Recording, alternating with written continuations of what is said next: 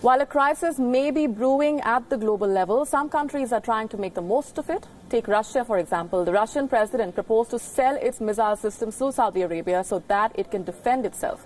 Putin offered the same defense systems that it had sold to Iran and Turkey. His remarks coming in after U.S. officials blamed Iran for the attack on Saudi facilities. His comments were aimed more at the United States than at Saudi Arabia, as the U.S. systems failed to detect or intercept the attack on Saudi's oil facilities. Here's what he said.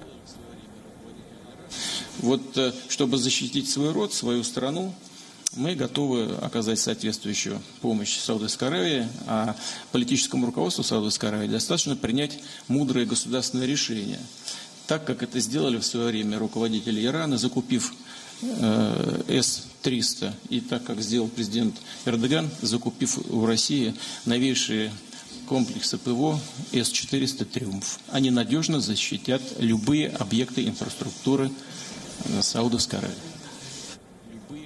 Years ago, Iran agreed to buy the S-300 missile defense systems from Russia despite American opposition.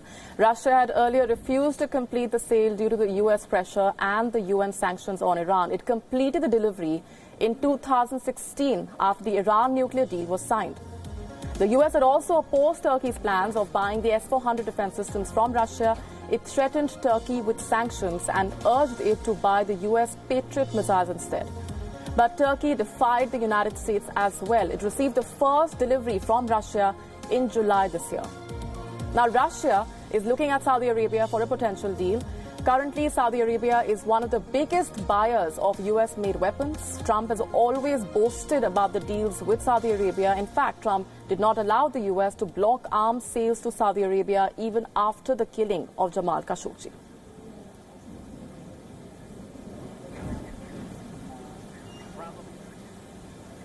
Britain's top court is set to look into Prime Minister Boris Johnson's decision to suspend the Parliament. Remember, he's been receiving a lot of flack over that decision.